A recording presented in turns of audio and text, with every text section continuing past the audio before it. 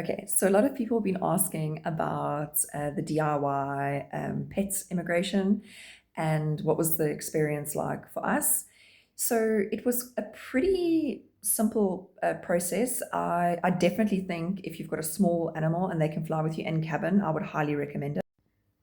Um, so we've got a Maltese Poodle. He's quite small. I think he only weighs like 4 kilos. And that was when we flew with him, and I think he was about 2.5 at that point. So I think some of the biggest challenges was finding the right little carrier bag, that because the dimensions of that bag is so small.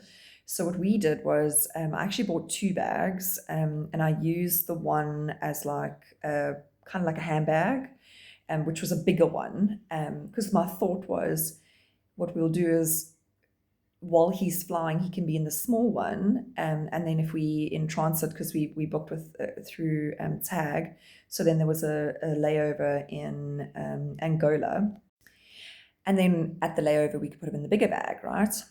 So that seemed. You also get those ones where the sides unzip and it expands, but I couldn't find one that when it's compact, that it's within the measurements that the airline gives you, because I don't know where they come with those measurements, but the guys who make the bags need to look at that, because it's really like there's not a lot of options.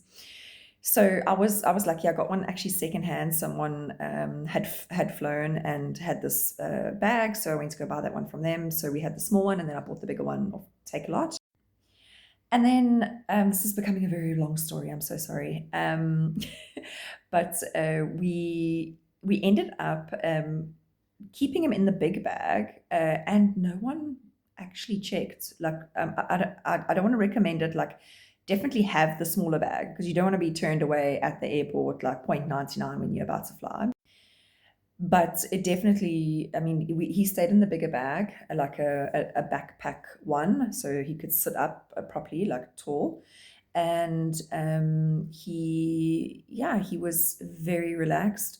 Obviously, not allowed giving them anything like sedation wise, which was a concern for us as well. But he was so well behaved. It's I don't want to say like they're going to shock, but it I think it is a little bit, because he didn't really. He was just very quiet. He didn't cry. He didn't. I think he maybe like in Angola went to the bathroom once for just a wee, not even anything else.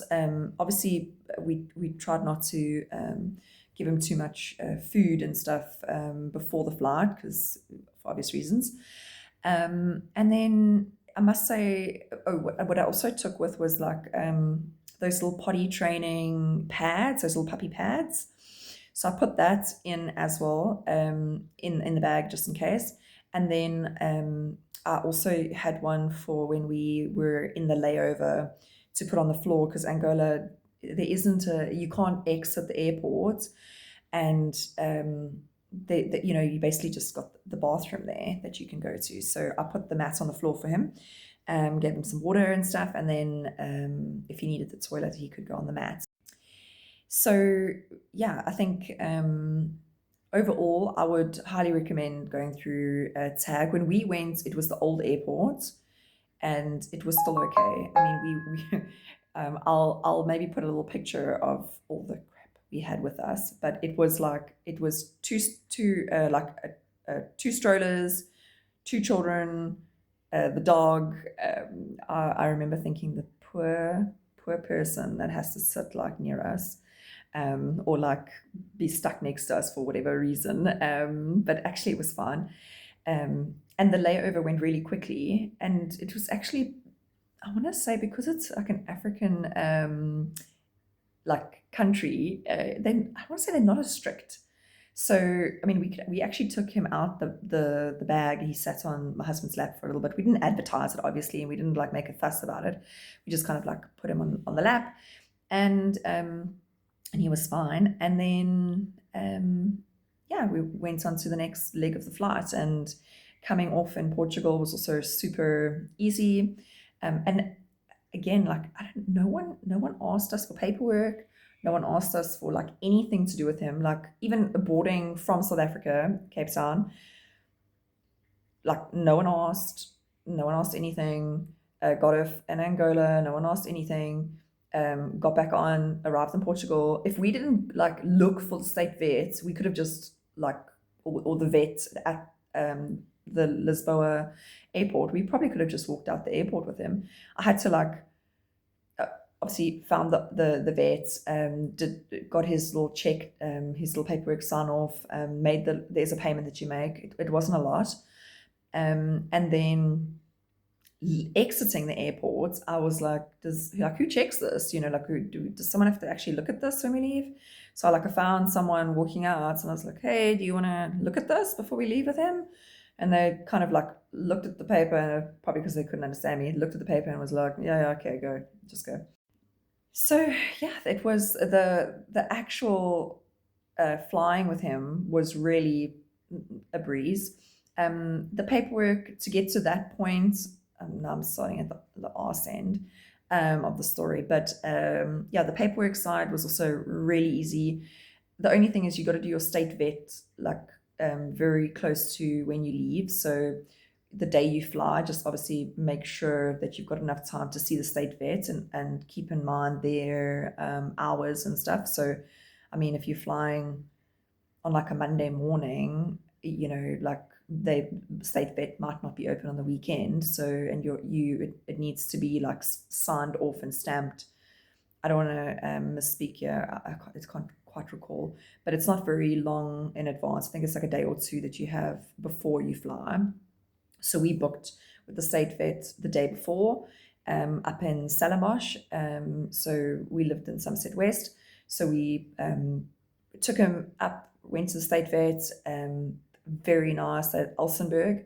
They signed off. We paid whatever needs to be paid there, and then we were ready with him to go. And for the vaccinations and stuff, that was also a really simple process. He was already vaccinated, so that made it easier, I suppose. And also he was already microchipped, so we already met that criteria. We didn't have to do the rabies and then wait and then draw the blood and all that. Like we went in, the vet pulled the blood work and then sent it off. We paid for it to go to, I think we went to Germany. It did take a little while, not too long. Came back, and thankfully he had enough antibodies, so we didn't have to do the whole process again. So I would say if you're unsure, maybe like just start, like do the vaccination, wait if you've got time, just to be sure, because I have seen a lot of people say that they get their results back and then the pet doesn't have enough antibodies. And then you start the process again, and you've got to pay that, because the expensive part is sending it to Germany, obviously, or wherever they send it. And yeah, so that's definitely something to keep in mind. Like maybe if it's like maybe if they haven't done a booster yet, then I would recommend doing the booster first and then doing it. But there's a lot of vets that will actually work with you, the DIY route. I really, if you've got a small animal like a cat or a dog, a small dog, I would really, the DIY with them in cabin was really simple, and they do so well. I think obviously it depends on the animal and all that, but our dog is, I don't know if it's a Maltese Poodle thing, but they're quite emotional. So I must say it's, I thought he took it really well. I thought we were going to have to do like calming medication or something, which obviously not allowed to do. But he was completely fine. He really did. He was an absolute champ. Like, so yeah, that's our story.